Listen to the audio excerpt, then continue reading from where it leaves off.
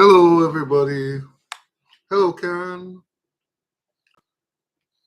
I see you need to leave early. That's fine. This is the busy season, so I'm just very happy to have a busy season. Time for a haircut. Yeah, I'm just very busy. I mean, very happy to have busy. Have enough gigs to be busy. Um, Hello.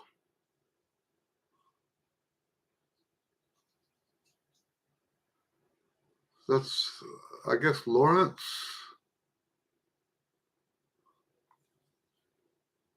Lawrence Tom CK. Hello, Kevin. Nice to see you guys. Happy Friday. Oh, Larry. I'll tell you what,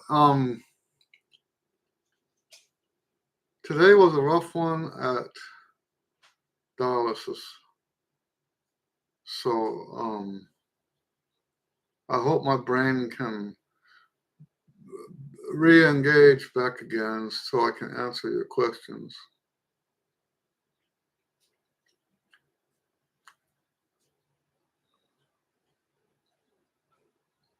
Red Dragon. Hello, Red Dragon.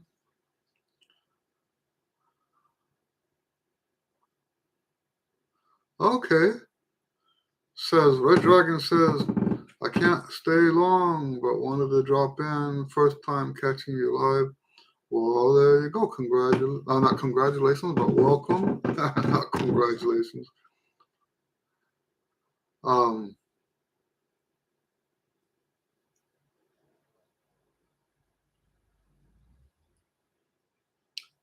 yeah, so Kevin says, my sympathy on that. That's all right. This is my new life. The way I try to see it is we all have stuff, right? We all have. This is just mine, and it's not every day. It's not every day. It's just that today, whoosh. Anyway, so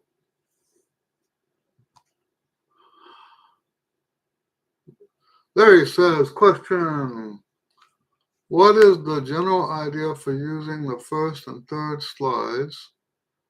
Low D below the staff. Okay, the general idea is to get it to be in tune. Now, you don't have to use the slide to get it in tune. You can lip it. It really depends. Let me tell you, the worst. So I don't teach equal temperament. I don't teach fixed temperament, which equal temperament has to be fixed. Otherwise, it's not really equal. So no, I don't teach equal temperament. I do teach playing in tune, but playing in tune has to come from your ears, not from a machine. And so where am I going with this? There are times when I'm working with a student and they're stamping their feet almost to the point of tears, that kind of frustration. And I'll sit back and, depending on who it is, I'll sort of laugh at them.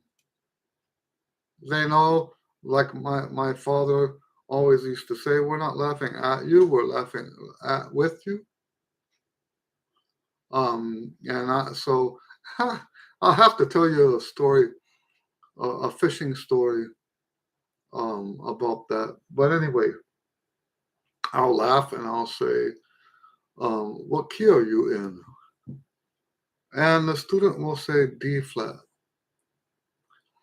And if it's a student that's been with me for a while, then they will go, oh, I forgot. What is it that they forgot?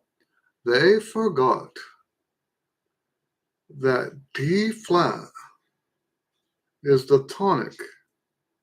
If they don't push the slide out on, this is how the human mind works. If they don't push the slide out on that D flat, the whole scale sounds wrong. And the students don't know why it's so terrible. It makes it sound bad. It you know and the reason isn't as obvious a lot. And why are they stomping their feet? They're stomping their feet because they feel like they're doing something physically wrong. And all it was that they didn't put the slide out on the D flat. Now, why is that so much with D flat and you don't hear that story with the key of D? Well, because D isn't as out of tune as the D flat is. Yes, it's out of tune, but not to the point of making all the other notes sound like they're wrong. Does that make sense? So, this idea, I don't mind crediting where credit belongs. This idea of relative intonation was taught to me. Hello, Tom. It was taught to me by what's his name? We only had one lesson, Charlie Geyer. So his fingerings that he taught me for Petrushka. So you would do pa pa beep pa pa pa pa pa beep pa pa pa. So you play you play E1 and 2, and then you'd play E open. Ba ba da da do dee dee da da da dee dee dee da. Pa pa beep pa pa pa pa pa beep. There's the E1 and 2 again. There's the E open. He's changing fingerings on the E based on the context. He says that if you make all of the E's, if you make all the E's 1 and 2, the one that is surrounded by the D is going to sound sharp. And this is that contextual intonation that I'm talking about. Your mind is going to more closely hear the pitch according to the most recent notes. You see what I'm saying? So, yes, I believe that if you don't use the slide on the low D flat, that's why the whole scale sounds terrible. And because we have to pull the slide back in for the E flat. We're talking about the tonalization study, right? You gotta be pushing the slide in and out, in and out, in and out, in and out to make the whole thing sound in tune. That's one of the reasons why we do the tonalization studies, is to get used to that. All right. Red Dragon says, got a new box trad. When I play anything above a C in the staff, there's a faint hum, vibration, like the trumpet is coming alive with the music. Is this normal? My 54 olds doesn't do this.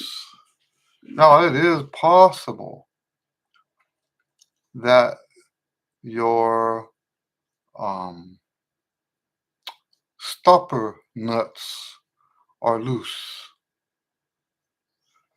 Um, you can you can try tightening the stopper nuts, or if you're not sure if it's tight enough, you can take the stopper nuts off.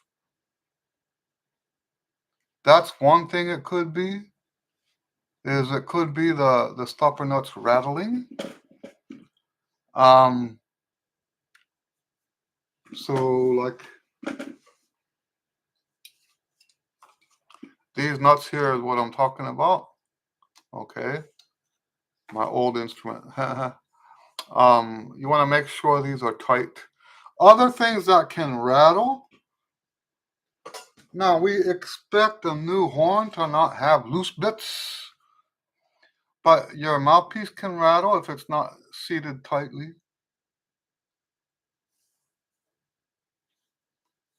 Yeah, it's. Oh, another thing, by the way. So that's what I mean by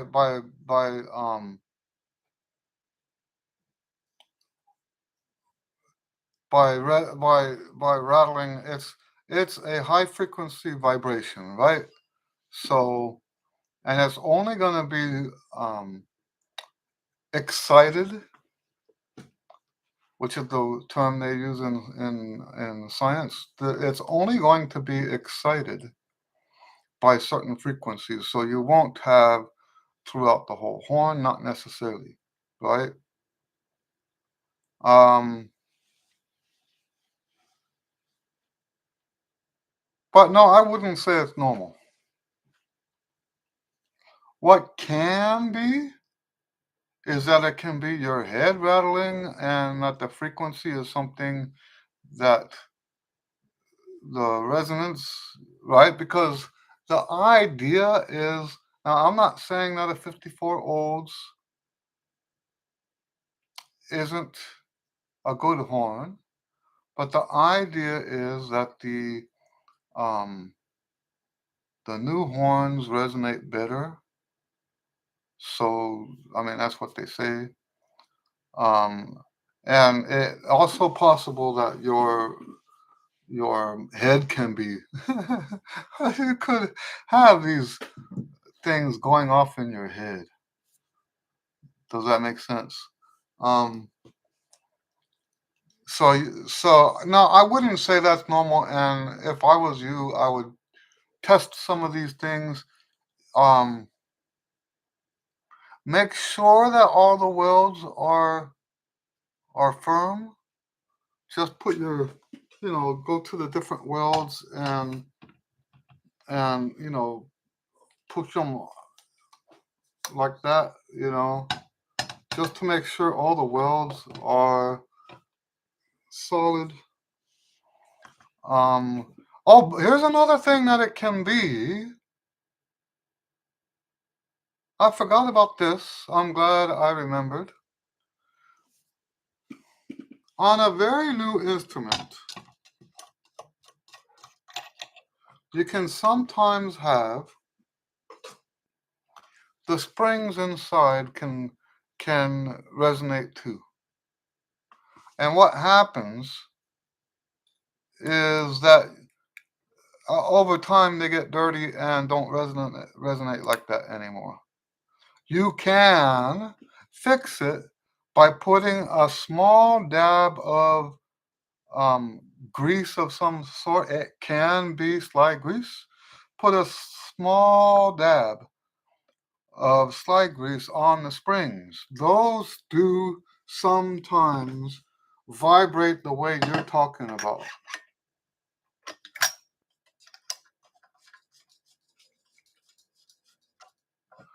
Okay, so the main answer to your question, though, it's not normal. You're going to want to look for whatever is doing this. All right, so Tom says, long ago I was in a person lesson or in an in-person lesson with you. You gave me instruction to have more mouthpiece on the top lip and less on the bottom. You said it's okay to move the mouthpiece up and not okay to move it down. Okay. Um, is that across the board instruction or just something you saw me doing in the lesson at that time? I don't think that's across the board. If it was in person, I probably had you um, use the mouthpiece visualizer. And there's a woman that just put a video. Hello, David. There's a woman that just put a video on YouTube. Let me see if I can. Let's see if I can find it. Anyway, she says, talking about playing in the red, right? Um, and with so much stuff in the trumpet world, there's so much dogma.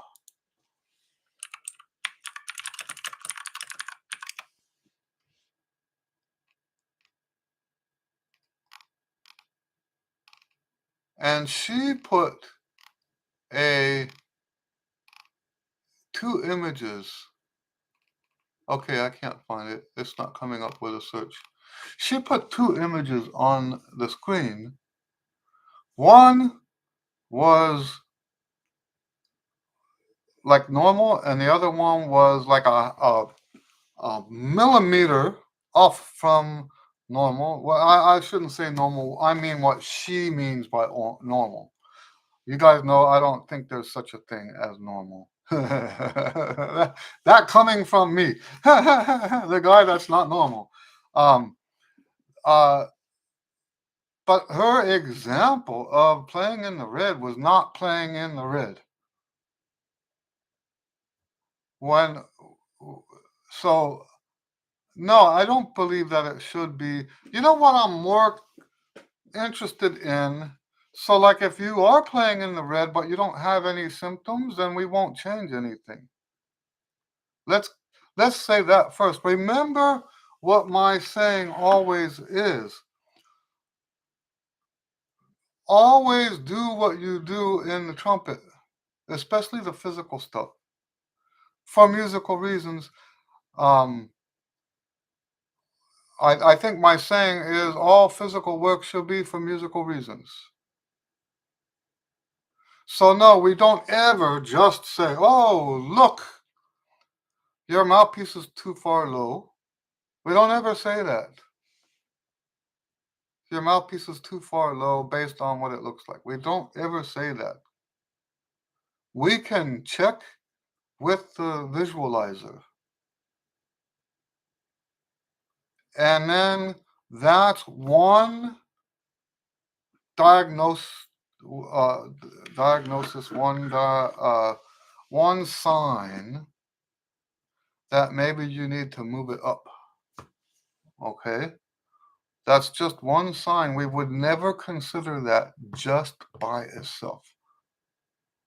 This is where so much of the bad teaching comes from today. Is when we teach like that, it becomes dogma. And you know what? I've said this several times here on the Q and A. The worst kind of dogma is when the guy's practicing his own dogma. And I'm always very, very, very careful against that. I'm always very careful. It's very easy to think that because I've been doing this for so long, I have answers that other people don't have. But let me tell you what answers I don't have. I don't have answers about you. Until I work with you, I don't have answers about you. And I'm going to say it one more time. I have had students who played in the red and we didn't touch anything. And where does that come from? Where does my attitude about that come from? I have had in the distant past students that I told them you need to lift the mouthpiece up higher. And that wasn't the answer. It didn't change anything. So yes, this is the kind of thing that should not be dogmatic. It should have everything to do. So when I asked you to raise the mouthpiece higher, it was based on your playing more than based on the what it looked like.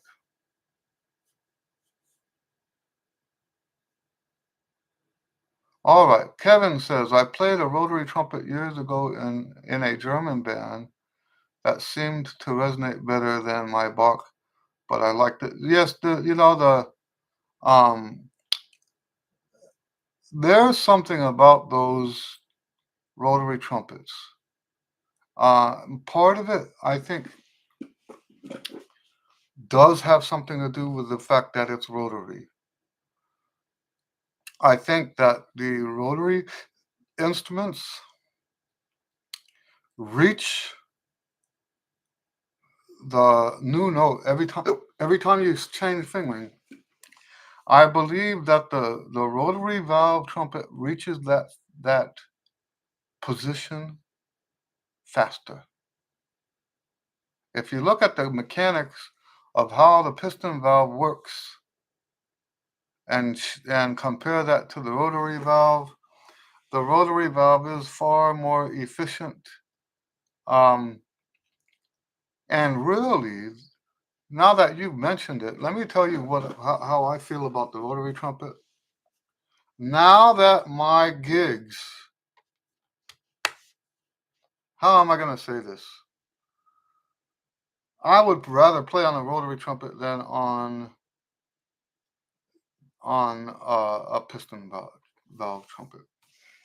I really would. I really would. Like the problem is, I think they're expensive.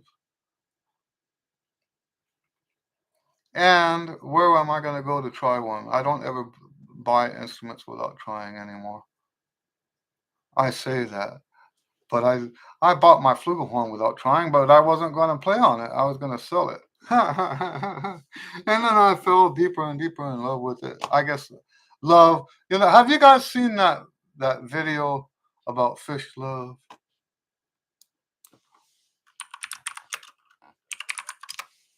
It's a rabbi. Let me. I gotta share this with you. It's one of my favorite.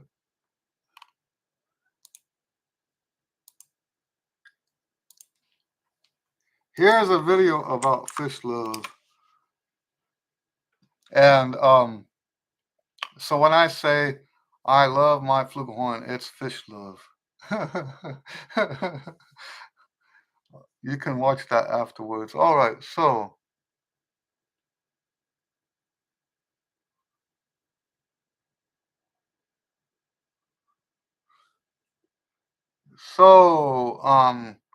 Seppo asks, does hello Seppo, nice to see you. Does the hymn I Put My Life in Your Hands have lyrics? It kind of does. Um, I wrote that hymn before I went into the hospital, like a year at least before I went into the hospital, and I was still having those daily, what felt like heart attacks, but I knew intellectually they weren't heart attacks because there were no symptoms of heart attacks. It was just AFib and it hurt. I never had shortness of breath. I never had any of those classic symptoms of heart attack. And as soon as they were gone, life was back to normal again. But while I was having those, and by the way, they started off being real short and they got longer and longer and longer to where when I went into the hospital, it was for this because the thing just never stopped. And I was sitting there waiting for it, waiting for it, waiting for it. Usually at that at that time, this was what, a year and a half ago. At that time, the pain would last overnight, and it got more and more intense. What I know today is that that was from the anemia. So it's sort of like a heart attack in that the oxygen's not getting to the heart. But what was causing it to not get to the heart had to do with the red blood cells. There weren't enough red blood cells to carry the oxygen. Anyway, so um in the middle of one of those episodes, I started singing and improvising this hymn. Let me see if I can find the lyrics. I only have one verse. I tried to write another verse. I may not have ever written it down on the computer, and if it's not on the computer, it's gone. I can tell you that the first words are, I put my life in your hands, right? You know just what I need. Um, Let me see. Let me do a search.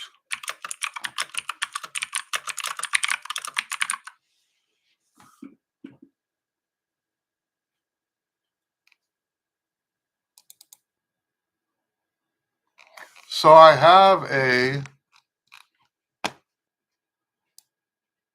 4-part rendition.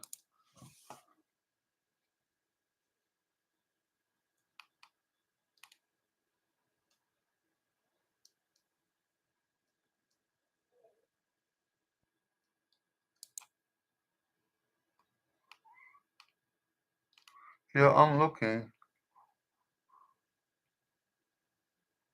This would be, nope, let me see.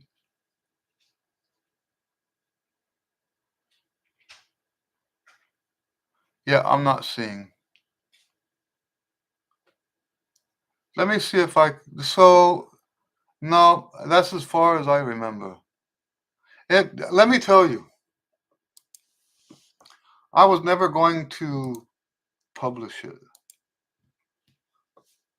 It was something I've told you guys this stuff before, right?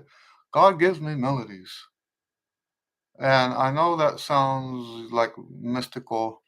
God gives me melodies, and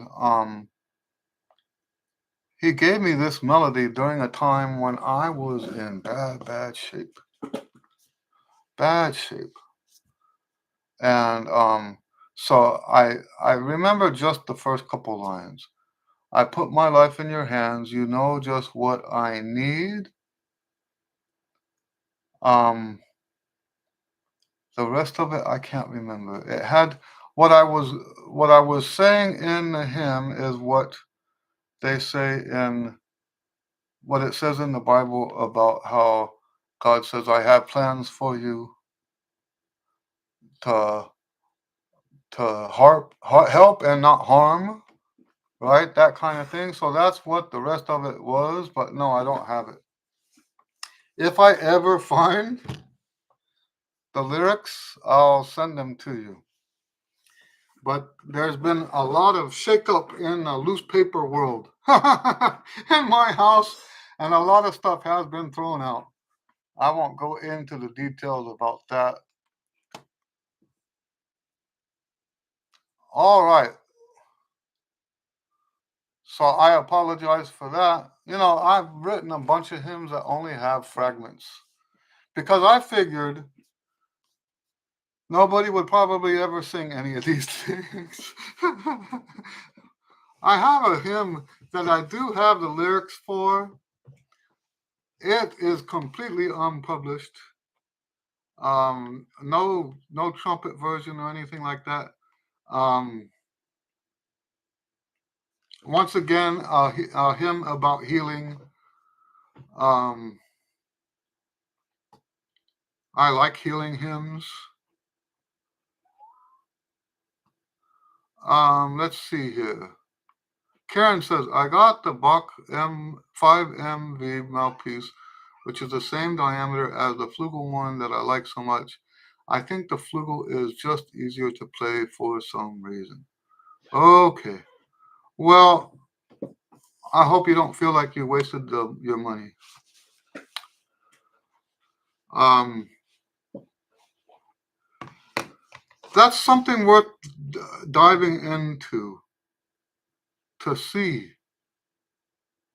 Have you played like the same stuff on one and then the other? Now it can also. We said this last time. It can be the trumpet, so you can keep a lookout for the like if you ever go to a music store or anything like that, keep an eye out for a instrument that has some of those qualities that you like. The only reason why we say try the mouthpiece first is because it's cheaper, right?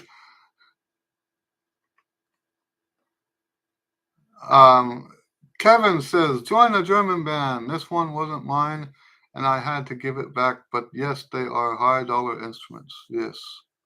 Hello, Jeffrey. Nice to see you. Sippo says, thank you. I would love to receive the lyrics. Okay. Yeah, we'll see. I've got piles of papers all over there. It could still be here. Um, Tom says, when doing group 6 lip slurs, by the way, group 6 is the equivalent of the master routine. The B natural above staff fingering first and third, and A sharp 1, 2, and 3 seem hard to find and play. That's right.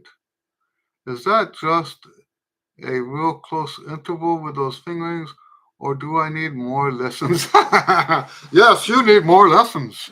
No, I'm kidding. No, those are supposed to be hard. I had a student. I'm not a student. A friend. I had a friend in El Paso. Never after college, he never left El Paso, and he is was he passed away, but he was a beloved trumpet player in El Paso. Everybody just loved him, including me. But you know, and I'm not. I don't want to put hostility there. That's not there. It wasn't hostile. Okay. It was never hostile, but I did not have a good reputation when I left El Paso. So I don't blame him when I took him I took that book, the Daily Routines book. I took it to him on a visit to see my parents. And I gave him a copy. And he opened to those lip slurs. Not the hardest ones. The ones in group 6. And he pointed at one of those ones that you're talking about where the B flat. So you got the reason why the B flat is so hard is because it's a tritone. You're going E to B flat to E. That's a tritone. That's not natural, especially not in that context. Okay, it's hard. Well, he pointed at it and he says, play this. And I played it without warming up, without doing anything. I played it and it was perfect. And from that point forward, he was sold. He used my book. I don't know how many years. I don't know if he ever stopped. But after that, he would tell me all the time, yeah, I still use the daily routines. Just because I was able to play my own exercise. So, yeah. That exercise is not supposed to be easy. And what is the other one you said? You said 1 and 3 on the 1 and 3 on the B. Yeah, that would be the highest note on 1 and 3. Yeah, that one I'm not so sure about, but the A sharp, that's tough, right? The A sharp is tough. All right. Red Dragon says, I got to get back to work. Well, thank you for joining us, but thank you so much for answering my question. Also, it really warmed my heart listening to you talk about hymns. I hope I can catch you again sometime. Well, that's wonderful. Thank you. Yeah, when I started recording the hymns, I thought nobody liked them because we all live in our own little worlds, right? And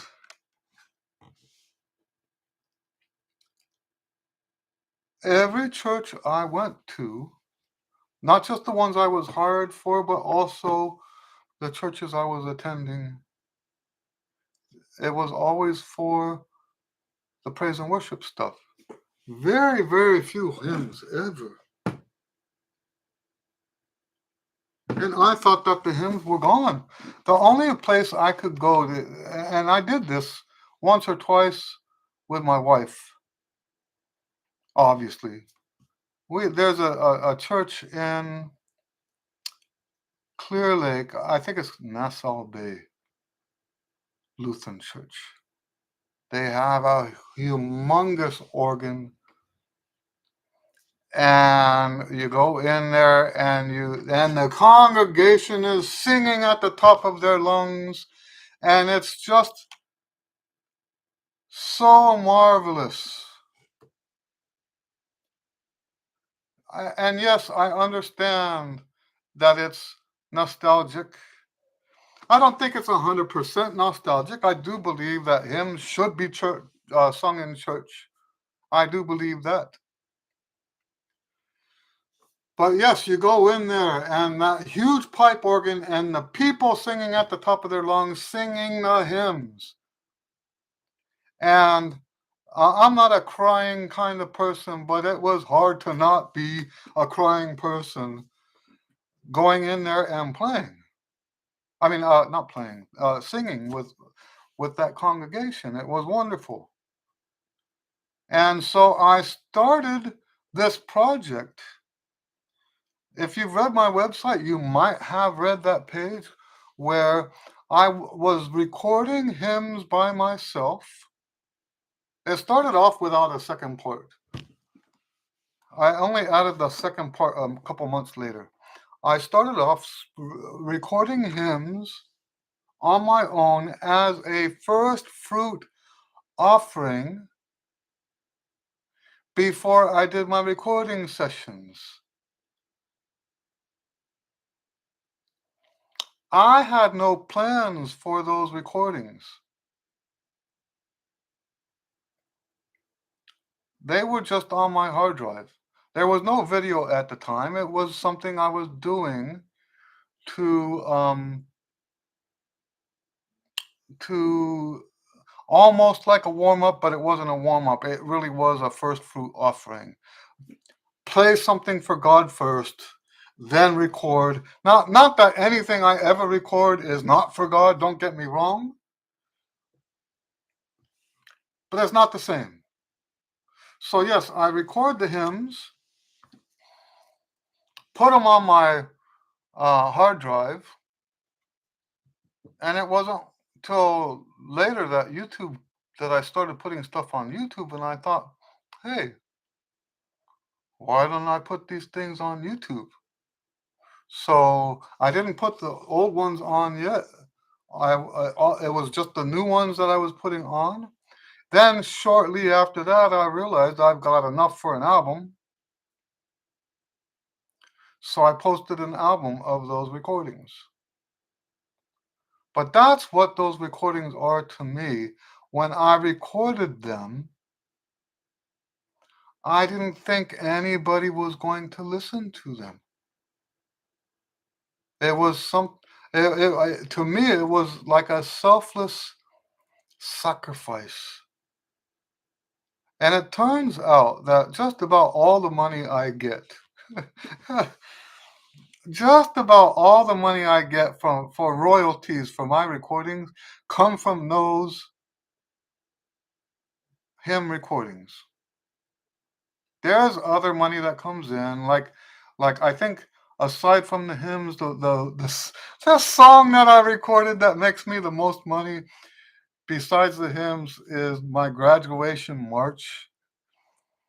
And it's clear because I look at the stats, it's clear that people are using that recording for graduation ceremonies.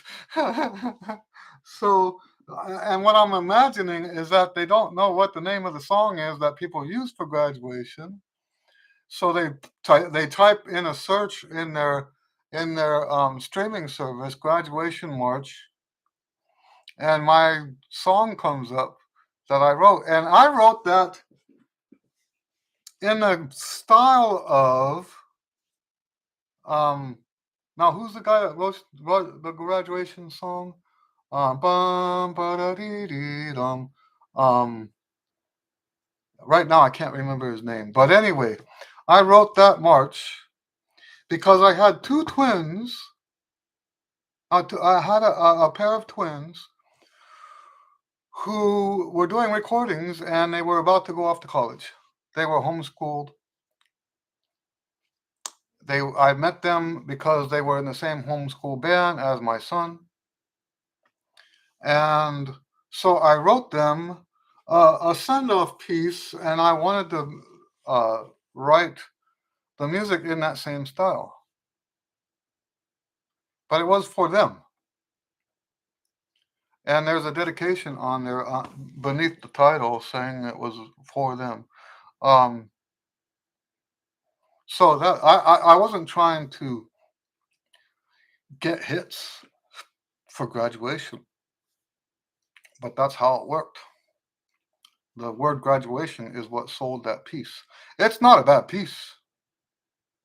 I can see why people use it for graduation. But anyway, yes, other than that, most of the money I make from my royalties for the recordings is the hymns. And I'm not ashamed of that. I'm not ashamed of that. Um, what that's one of my miraculous stories. Because like I told you, I didn't think anybody, I put it up online. It wasn't the first album I ever put up. And I thought, well, here, I've got all these recordings. Why don't I put these up too? And then bam. And it's been,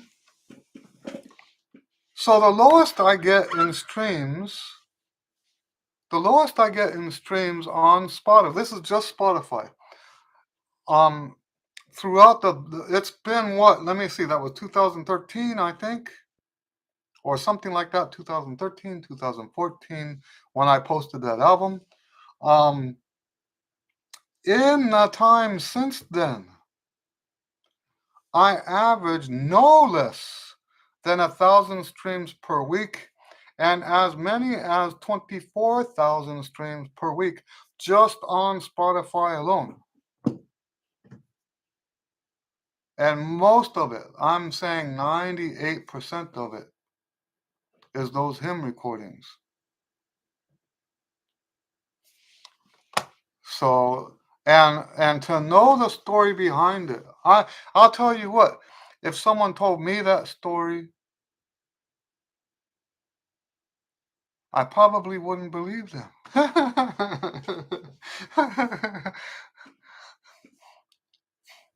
I would think that they're exaggerating.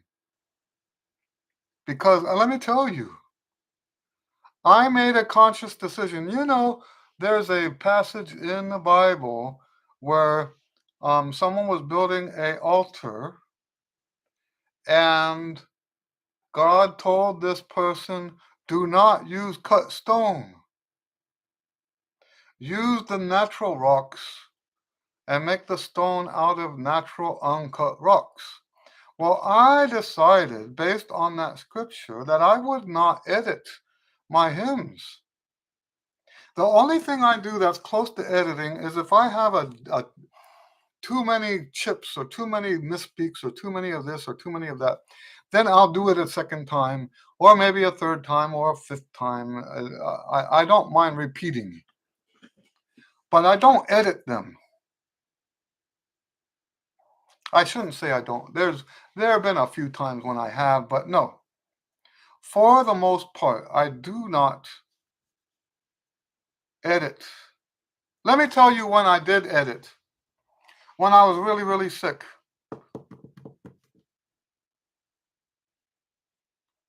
Okay? That's the only time I really edited. And so yes, when you think about how inferior those hymn recordings are, some of them are out of tune, some of them have cracked notes, some of them have misspeaks. Do you guys know what a misspeak is? That's when you play and nothing comes out. And the Holy Spirit told me, publish it the way it is. And I've made literally thousands of dollars,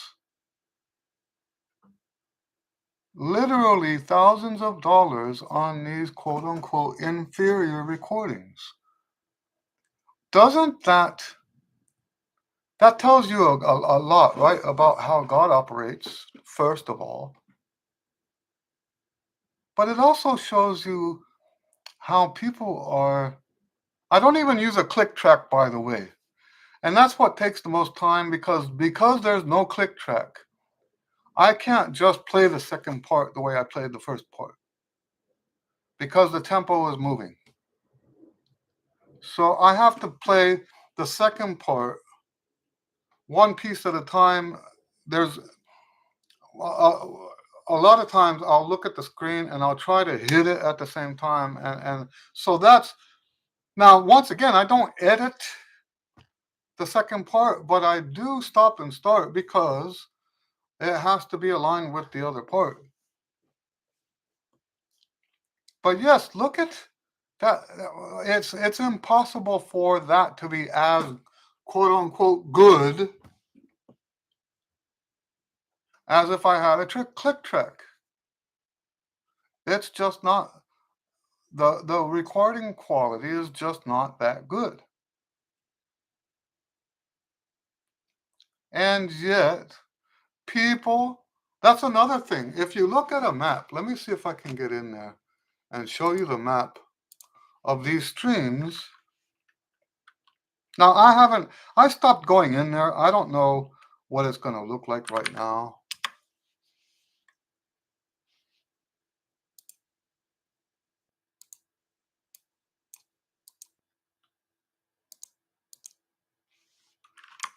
Oh, let me see here.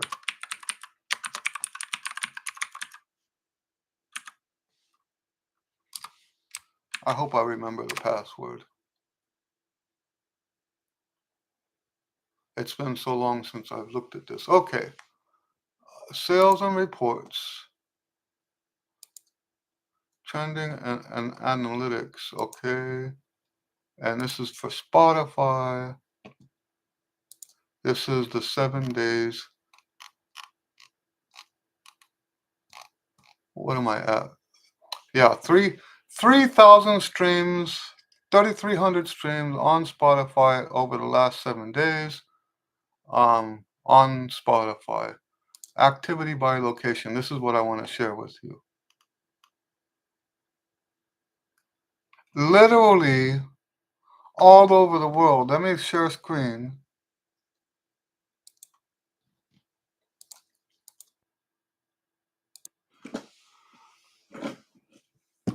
Now, always it's Brazil more than anything else.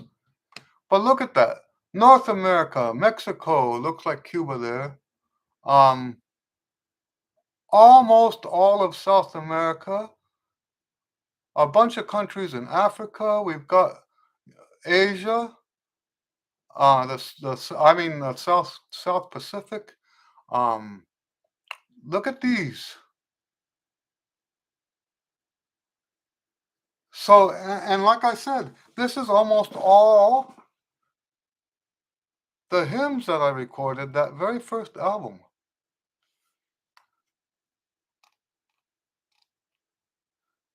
3,373.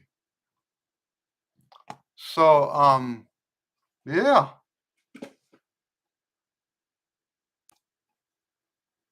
And and like I said, that's really on the low side from what it's been in the past. Anyway, I don't remember why we're talking. Oh, because that guy said it warms his heart talking about the hymns. Um, yeah, that's a big story for me. All right, Kevin says, are you familiar with the wedge mouthpiece? Is that legit, or is it a workaround for a problem that should be fixed at the embouchure level? I have a student that uses one all the time. He likes it. I won't go any farther than that. If you like it, you should use it. Is it an answer for a problem? Maybe. Maybe it's an answer to the problem, to a problem. I don't know. I can understand that you might have more endurance because the way the mouthpiece is, it pushes the lips in towards each other. I can see how that might be a thing, but I could also see how it could be like a whole trading one problem for another problem. I could see how that might be the case depending on what it is that you're trying to fix. I mean, think about it. If the mouthpiece is pushing the lips towards each other, that's not normal, right? So you'll have to do something to adjust to that. And depending on you, your own person, maybe that's not workable.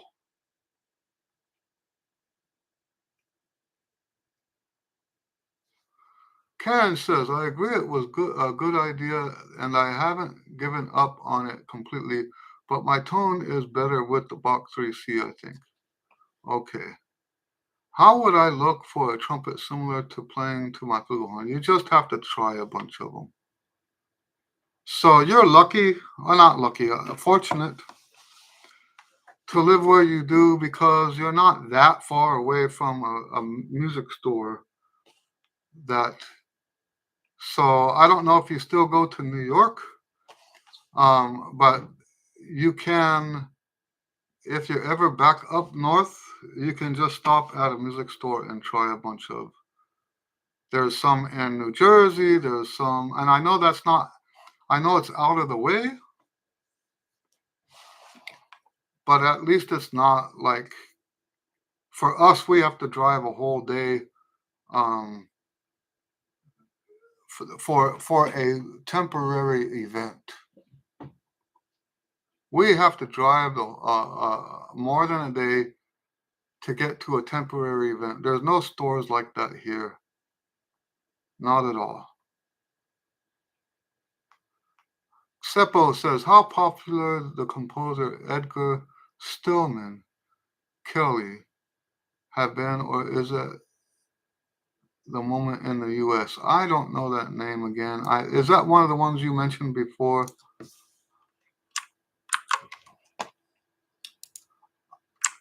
Let's see.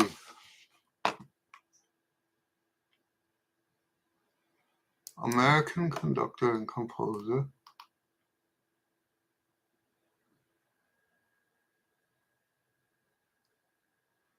Yeah, I don't know that name.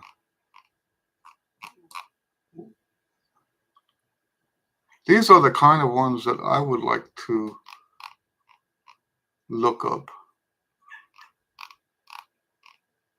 So yeah, I'm never the one to ask about what's popular. I'm kind of a weirdo, and yeah.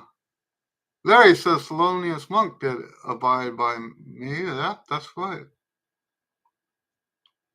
Karen says there's nothing for me to do musically with our church, as I don't sing well, play guitar, keyboard, or drums.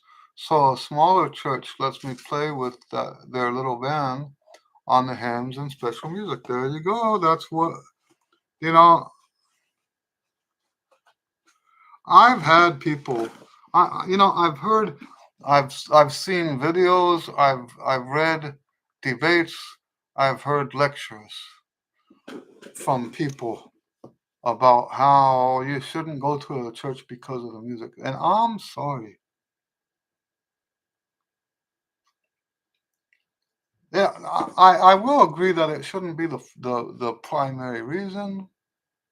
I mean, if you're going to a church that teaches theology that's inconsistent with what you believe, that's not going there because of the music is not a good idea. But like looking at the Baptists, right? Most Baptist churches believe just about the same thing.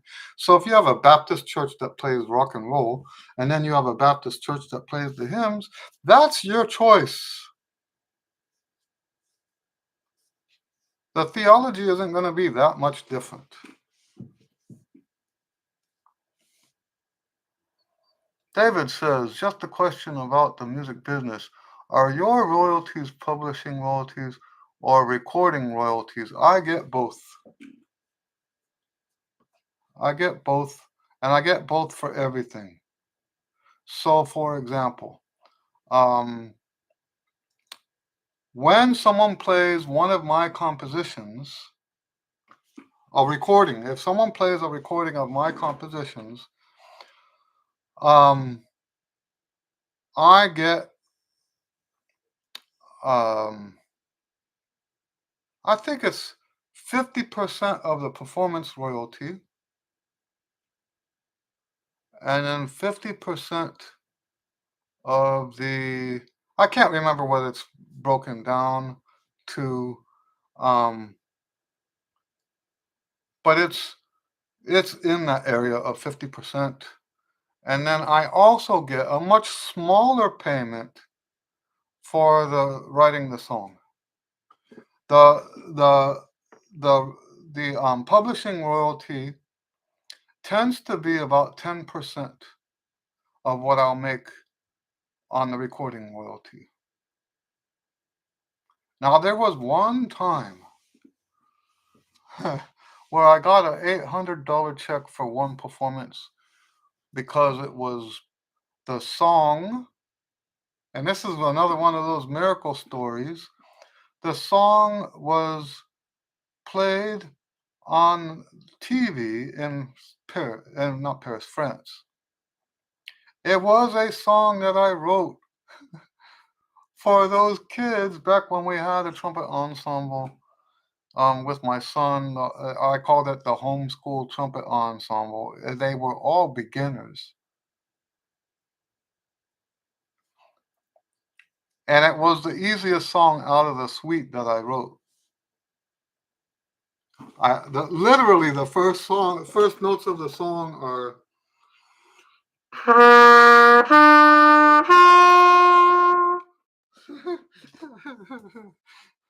Like the first songs the first notes of Mozart's First Symphony. Ba ba ba. I don't remember the rest of it, but yes, that was played on this beginner band piece was played on the TV, and I got an $800 check.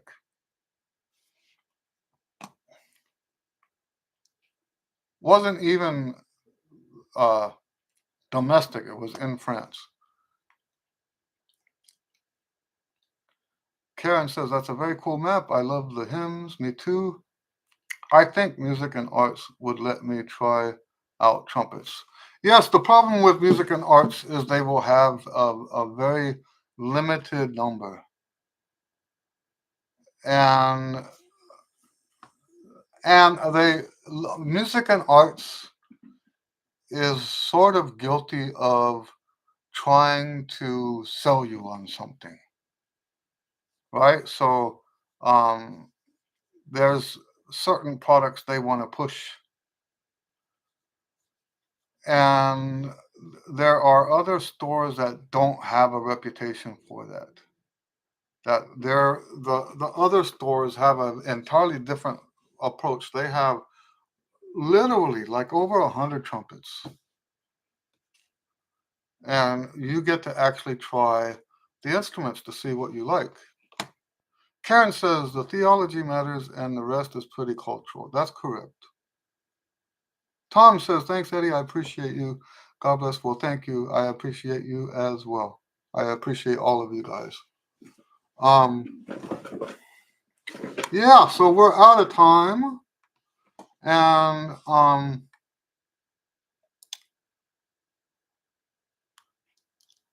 I guess we could do one more question if someone has one. Otherwise, we'll shut it down.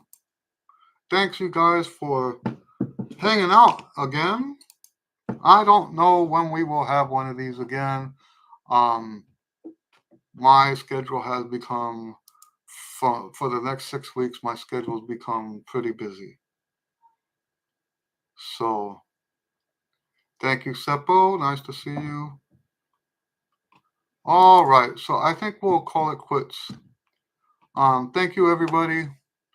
We will see you next time. I'll let you guys know on the WhatsApp when that's going to be. All right. Let me tell you, happy Thanksgiving, because I won't see you for sure before that.